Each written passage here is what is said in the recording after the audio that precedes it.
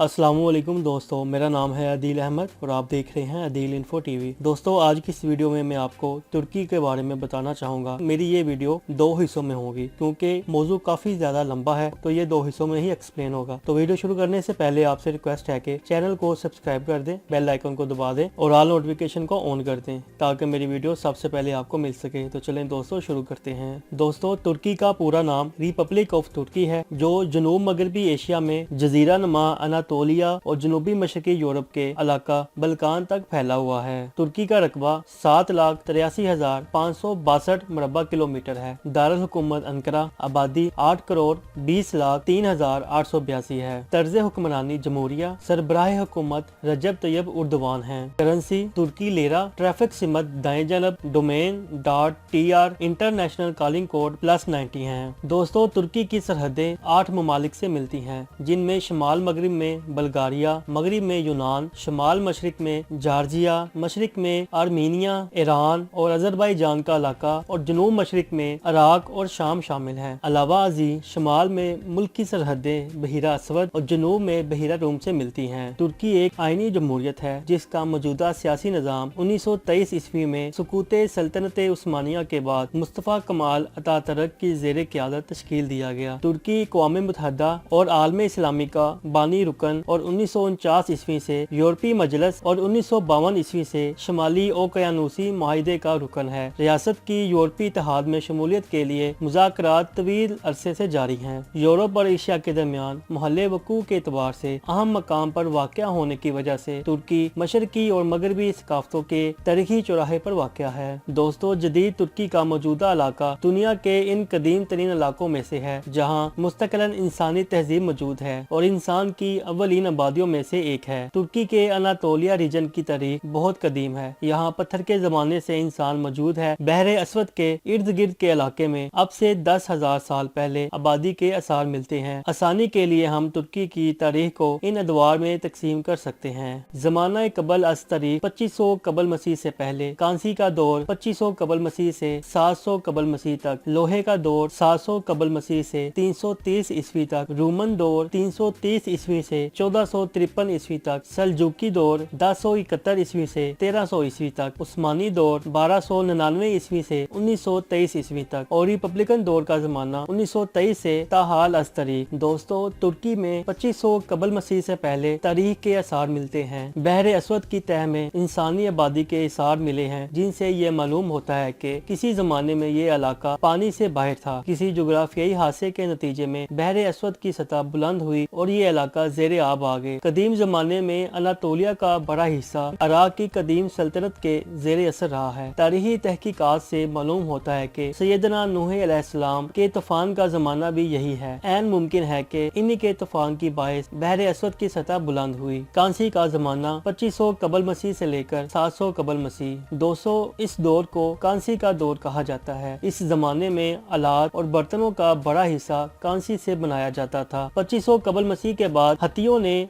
Anatolia में कदम जमाने शुरू कर दिए। ये इंडो यूरोपियन नस्ल के कसान थे। इन्होंने अनातोलिया के इलाके में एक अजीम सल्तनत कायम की। इनके कवानीन मासर तहजीबों की निस्बत ज्यादा इंसान दोस्त थे। इनके पूरे दौर में दीगर अकवाम अनातोलिया पर हमला करती रही। हत्तियों का मजहब मुशरकाना था, जिसमें वो मुतअद्दिद खुदाओं की परस्तश किया करते थे। बादशाह को बचारियों का सरबराह माना जाता था। हत्ती सल्तनत 1400 कबल मसीह के लगभग अपने अरूज को पहुंची। आहिस्ता आहिस्ता इसे जवाल आ गया और इसकी जगह मुतअद्दिद तहजीबों ने ले ली। हत्तियों के साथ साथ अनातोलिया के कुछ हिस्से पर अशोरी भी काबिज रहे। इनका असल वतन दजला और फरात के दरमियान की जरखेज वादी थी। यहाँ से ये दजला और फरात से ऊपर की जानिब सफर करते हुए अनातोलिया पर काबिज हुए। इस पूरे अरसे में तुर्की के मुख्तलिफ इलाकों में छोटी छोटी रियासतें कायम रही। मगरब की जानब से यह यूनानी अक़वाम के ज़ेर असर रहा, जबकि मशरकी जानिब से यह इराक की कदीम सल्तनतों के ज़ेर असर रहा। इस जमाने में मगरबी तुर्की में आयोनिया तहजीब, फराइजिया तहजीब और ट्राय की तहजीब गालिब रही। लोहे दौर 700 कबल मसीह से 330 ईस्वी तक। लोहे के दौर का आगाज सैयदना दाऊद अलैहिस्सलाम से हुआ। कुरान मजीद के मुताबिक अल्लाह ताला ने इनके हाथ में लोहे को नरम कर दिया था, जिसके बायस इन्होंने लोहे की वसी सल्तनत कायम की। इनके बेटे सैयदना सुलेमान अलैहिस्सलाम के जमाने में लोहे के अलावा दीगर किस्म की सनतों ने गैर मामूली तरक्की की। हवाओं को मसखर किया गया, समंदर के खजानों को तलाश किया کیا گیا। عظیم الشان عمارتیں تعمیر کی گئیں۔ ان کی سلطنت میں سائنسی ترقی کا یہ عالم تھا کہ یمن جیسے ترقی یافتہ ملک کی ملکہ بھی ان کے محل میں پہنچ کر خود کو دیہاتی سا محسوس کرنے لگیں۔ یہ ترقی اسرائیل سے نکل کر دیگر قوموں تک بھی پہنچی۔ اس دور میں مغربی ترکی لڈیا کی سلطنت اور مشرقی ترکی ایران کی ہاکا منشی سلطنت کے زیر اثر آ گیا۔ 334 قبل مسیح میں اس علاقے کو یونان کے اسکندر نے فتح کر لیا، مگر اس کے جانشین اتنی بڑی سلطنت کو سنبھال نہ سکے اور یہ ٹکڑوں میں تقسیم ہو گئی۔ اس کے بعد یہاں طویل عرصے تک یونانیوں کی سلیسویں سلطنت کی حکومت رہی جو 63 عیسوی تک قائم رہی۔ درمیان میں کچھ عرصہ کے لیے آرمینیوں کی حکومت بھی یہاں قائم رہی۔ اس کے کچھ عرصہ کے بعد رومیوں کو عروج نصیب ہوا اور ان کے فاتحین نے پورا اناطولیہ فتح کر کے اسے روم کا حصہ بنا دیا۔ ابتدا میں یہ ایک جمہوری حکومت تھی، لیکن بعد میں یہ بادشاہت میں تبدیل ہو گئی۔ انہوں نے ترکی کے علاوہ موجودہ شام، اردن، فلسطین اور مصر پر قبضہ جما لیا۔ اسی دور میں سیدنا عیسیٰ علیہ السلام کی بات ہوئی۔ آپ کے بعد آپ کے ماننے والوں کی بڑی تعداد نے ترکی کو اپنا مسکن بنایا اور یہاں تبلیغی سرگرمیاں جاری رکھیں۔ دوستو، آج کی ویڈیو یہاں تک کی۔ یہ ویڈیو کا پہلا حصہ تھا۔ اس ویڈیو کے پہلے حصے میں آپ نے ترکی کی 2500 قبل مسیح کی تاریخ کے بارے میں سنا، کانسی کا دور آپ نے سنا، لوہے کا دور سنا، اور اس ویڈیو کے دوسرے حصے میں آپ کو ترکی کے رومن دور یعنی کہ 330 عیسوی سے 1453 عیسوی تک کے بارے میں بتاؤں گا۔ اس میں سلجوقی دور بھی شامل ہوگا، عثمانی دور بھی شامل ہوگا اور ریپبلکن دور 1923 سے تاحال تک شامل ہوگا۔ امید ہے کہ آپ کو میری یہ کاوش پسند آئی ہوگی۔ اس ویڈیو کا دوسرا پارٹ لازمی دیکھے گا۔ اللہ نگہبان۔